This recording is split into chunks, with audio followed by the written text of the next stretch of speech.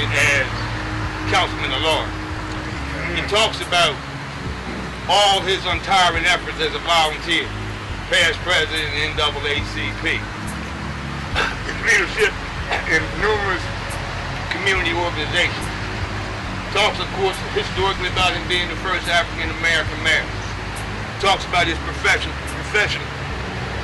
his history as a professor at the University of Delaware.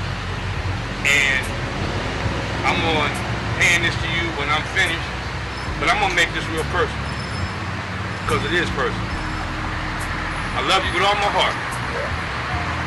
And the cliche says, you never forget from whence you come.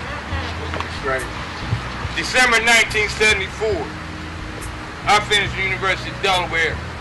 This man said he's only 22, but he's worthy of taking on the responsibility of assisting with the transition in the school desegregation. What some folks want to forget is he served on the Christina School Board as president. He served on the Super Board representing the city. What folks very often will forget, and I'm going to make you remember today, not for Jim Sill and the fact that the School Decision Committee basically representing the suburbs on one end. As a director of the Urban Agent Program, he said we must have something in the city to assist with the transition. Thus, the Parent Educational Resource Center, established by the Home and School Council, that hired me. I had no idea I'd be on the battlefield for 39 years. But he made that possible, and my view is, not for him, all the peaceful implementation we talk about, I'm not so sure it would have happened. While I'm talking, I want to recognize the presence of Keith Booker, former president of the Wilmington branch NAACP. That year, that Mayor Sills was elected than anybody else, and I'm not so sure it would have been as easy if Keith hadn't been out there working the way he was working. So Keith, thank you. Behind every great man, there's a great woman.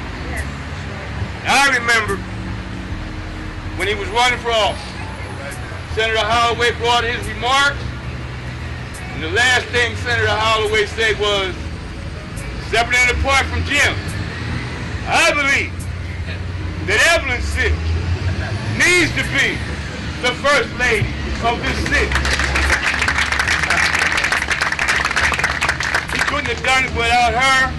We want to say thank you to the Sills family for the sacrifice that they made, what they've done for us. Me personally, a lot of folks say I can write. Two things, Jim.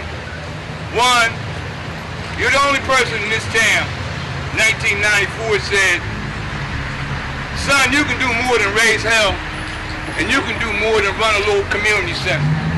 I want you to come be my parks director. Now, he didn't know, and I didn't know that I never had a boss before. And he was glad to see me go. But I appreciate the opportunity. And you talk about teaching, folks say I could write. If you were around Jim Sills, you weren't allowed to send anything that was grammatically out. And I jumped up and down like a little kid. The last letter I wrote as parks director, I called him. It was a big fight with the state food program. I called him because the letter had to come from him. He said, Jay, it's a good letter. Sign my name, Jim Sills, and send it.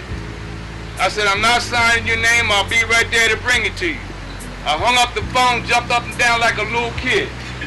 Chanel walked in and said, what the hell is wrong with you? I said, it took me 20 years to finally write something that he didn't have to mark on. And finally, given what I do and the transition that he helped us with, that he made possible with school desegregation, you can't talk about school desegregation and not recognize the president, Dr. Joseph Johnson, because Joe and Jim made that possible for us.